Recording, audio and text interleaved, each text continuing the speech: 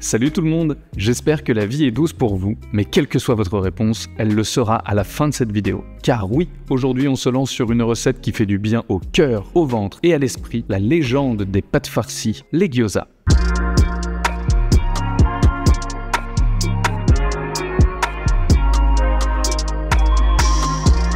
Mon Dieu, qu'est-ce que j'ai pu en manger de ces petites merveilles, j'adore ça. Dans cette vidéo, je vais vous montrer comment faire ces gyoza maison de A à Z. On va imaginer une farce très simple, mais avec beaucoup de saveur et de texture. Il y a évidemment des millions de possibilités, mais aujourd'hui, on va la jouer efficace. On va faire la pâte à gyoza maison. Vous verrez, c'est vraiment très simple à faire lorsqu'on a tous les bons ustensiles, et c'est tellement satisfaisant à confectionner soi-même. On verra évidemment comment réaliser la cuisson parfaite, croustillant en dessous et cuit et moelleux à cœur, et pour parfaire le tout, une petite sauce minute avec seulement quelques ingrédients, mais ultra addictive. Dans cette recette, nous allons utiliser des produits japonais. Alors, beaucoup sont accessibles en grande surface, ils sont donc évidemment tous trouvables en supermarché asiatique ou sur internet. Mais deux petits points à aborder concernant ces produits. Petit 1, ici ce sont surtout des sauces ou plus globalement des liquides qui se conservent très longtemps et que l'on peut utiliser dans plein de recettes que j'ai pu faire dans mes livres ou dans mes autres vidéos. Donc il faut se dire que ce n'est pas juste un investissement pour les gyoza. Et petit 2,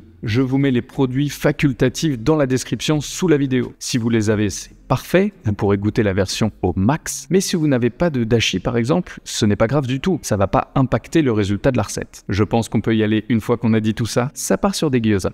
Alors, comme on va faire ces petits gyoza de A à Z, il va bien falloir commencer par la pâte. Vous allez voir, c'est vraiment très simple. Il vous suffit de préparer un peu d'eau chaude, d'assaisonner de la farine avec du sel, c'est en option mais vous pouvez ajouter un petit filet d'huile de sésame, et il ne reste plus qu'à ajouter l'eau chaude dans la farine. On commence par mélanger avec des baguettes ou une cuillère en bois par exemple. Je vous déconseille fortement de commencer à la main, car je vous rappelle que l'eau est chaude. Mais au bout de quelques secondes, une fois mélangé à la farine, vous obtiendrez le début d'un joli pâton un peu tiède, que vous pourrez pétrir facilement à la main. Comme souvent lorsque l'on fait de la pâte, il faut un peu de patience et un peu d'huile de coude. Donc on peut pétrir pendant quelques minutes, histoire que toute la farine absorbe l'humidité. Mais petite astuce pour travailler moins en étant malin et efficace, on va laisser reposer cette pâte 5 à 10 minutes sous un couvercle. Cela va permettre à la farine d'absorber toute l'eau tranquillement, et comme vous pouvez le voir sans pétrissage, elle a déjà une texture plutôt pas mal. Ça a du bon d'être fainéant parfois, non ?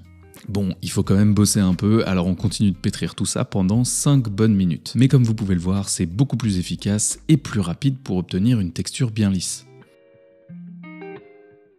Lorsque la pâte est ok, on va pouvoir la réserver dans du papier film. Je vous conseille de l'étaler un petit peu, ce sera ça de moins à faire après le repos.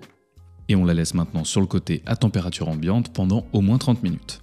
Mais pour nous, pas de repos, on va se mettre sur la farce. On sort tous les ingrédients dont on a besoin et on commence par la découpe des oignons jaunes. L'idée va être de les émincer le plus finement possible. C'est important car la cuisson va être rapide et que c'est beaucoup plus agréable en bouche. Pour la viande, faites-vous plaisir. Aujourd'hui, je suis parti sur du porc haché, mais avec du poulet ou des crevettes, ça peut être très bon par exemple. On enchaîne avec l'ail, en déshabillant quelques gousses, 2 ou 3 en fonction de leur taille, et on va les presser, les râper ou les hacher très finement. Il faut vraiment qu'ils puissent infuser toute la farce pendant la cuisson. On va faire de même avec notre ami le gingembre. Petite astuce, vous pouvez l'éplucher avec le bout d'une cuillère. Ce sera beaucoup plus simple qu'avec un économe, et cela permet d'enlever moins de chair que si on le faisait avec un couteau. On le râpe toujours à l'aide de la microplane. Regardez-moi ça, en quelques coups on a une purée de gingembre, c'est parfait. On l'ajoute à la farce, suivi de près d'un peu de sucre, d'une généreuse quantité de sel, et cet ingrédient est facultatif mais ça apporte vraiment beaucoup à la recette, du dashi en poudre. Un petit filet d'huile de sésame, suivi de près d'un petit peu de sauce soja, et une cuillère à soupe de mirin. Vous commencez à me connaître, un peu de piment d'Espelette, j'adore le piment d'Espelette. Et pour finir, quelques crac-crac de poivre blanc. C'est l'heure de retrousser ses petites manches et de malaxer tout ça. Cette étape est vraiment cruciale. Elle va permettre de répartir tous les ingrédients et les saveurs au cœur de la farce, mais aussi en appuyant fortement de bien incorporer le gras de la viande à la farce. Avec la chaleur et la force des mains, il va se ramollir, se diffuser et donner une très belle texture à la farce. Une fois que la farce est prête, on va pouvoir la filmer au contact et la réserver au frais. Il est maintenant l'heure de s'attaquer à la pâte à gyoza. Vous l'avez déjà vu dans plusieurs de mes vidéos, j'ai un laminoir électrique, mais cela fonctionne aussi avec un laminoir manuel. Notre pâte a bien reposé, elle a une texture merveilleuse, on a envie de s'en faire un coussin. On peut donc la diviser en 4 pâtons, la recouvrir de fécule de maïs et de l'aplatir pour qu'elle passe dans le laminoir. Comme d'habitude, on commence par le cran le plus large. Pour avoir une belle forme rectangulaire, on peut la replier sur elle-même et la repasser une fois au cran le plus large. Une fois que c'est fait, on fait un passage par niveau. Soyez délicat avec la pâte et manipulez-la avec le dos de la main. On pense à rajouter un petit peu de fécule de temps en temps si besoin. Cela va éviter à la pâte de coller et de s'arracher.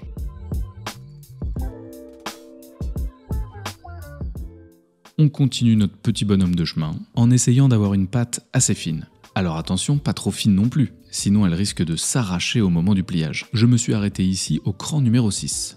Lorsque toutes nos bandes sont prêtes, on va découper nos disques dans la pâte avec un emporte-pièce. Le but, c'est évidemment de faire le plus de disques possible dans chaque bande de pâte. Gardez toujours un petit peu de fécule de maïs à côté pour pouvoir empiler les disques sans qu'ils ne collent. Vous allez voir, c'est magique, on peut les empiler sans qu'ils ne collent.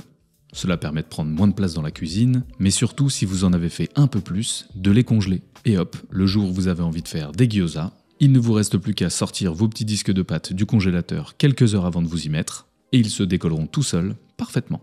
Pour la sauce, accrochez-vous, ça va aller très vite. Quelques cuillères à soupe d'huile pimentée en fonction de votre goût, un joli filet de sauce soja, du vinaigre de riz, et voilà. Bon, comme vous pouvez le voir, je vous ai pas menti, c'est ultra rapide. Ah, d'ailleurs, dites-moi si vous voulez ma nouvelle recette d'huile pimentée, elle est vraiment canon. Respirez un bon coup, soufflez doucement, on attaque le pliage. C'est un petit peu d'entraînement, mais franchement, c'est pas si compliqué. Premier piège à éviter, ne mettez pas trop de farce. Sinon le gyoza sera super compliqué à manipuler et le pliage va tout faire déborder. On humidifie légèrement tout le contour du disque, on replie le gyoza en appuyant bien au milieu, puis on fait 3 plis de la droite vers la gauche et 3 autres plis de la gauche vers la droite. L'idée ici, c'est de bien appuyer sur la pâte pour chasser tout l'air et que le gyoza soit bien hermétique. On se la refait. On appuie sur le centre, un premier petit pli, on appuie et on enchaîne avec un deuxième et un troisième pli. On fait la même chose de l'autre côté en appuyant bien et on presse avec la pulpe de nos doigts. C'est comme toutes les disciplines, plus vous allez en faire, plus vous serez à l'aise. Notez également qu'il est important d'avoir la même quantité de farce dans chacun des gyoza pour qu'ils aient la même forme et le même poids. Cela permettra d'avoir une belle cuisson homogène sur tous les gyoza. Eh bien, figurez-vous que c'est déjà l'heure de passer en cuisson. Alors vous pouvez les faire bouillir pour les ajouter dans une soupe, mais aujourd'hui on veut qu'ils soient croustifondants. On ajoute donc un peu d'huile dans une poêle à feu moyen, puis on dépose délicatement tous nos gyoza un à un. Essayez de les tasser légèrement pour que la surface soit bien plane en dessous. Cela permettra d'avoir un très beau marquage. Regardez-moi ça! Au bout de quelques minutes, on a une très belle coloration. On ajoute alors un petit fond d'eau et on couvre. Cette cuisson vapeur va les rendre moelleux à souhait. On les laisse cuire jusqu'à ce que l'eau s'évapore, et malgré l'eau, on a toujours ce côté ultra croustillant. Et c'est ça qu'on veut. Un dessous bien croustillant, une pâte cuite mais encore un peu ferme, et une farce bien chaude et moelleuse. Il ne vous reste plus qu'à verser un déluge de cette petite sauce addictive et à vous régaler. Alors je vous préviens si vous n'êtes pas encore au courant, mais il y a un problème avec les gyoza, c'est que lorsqu'on commence, c'est très difficile de s'arrêter.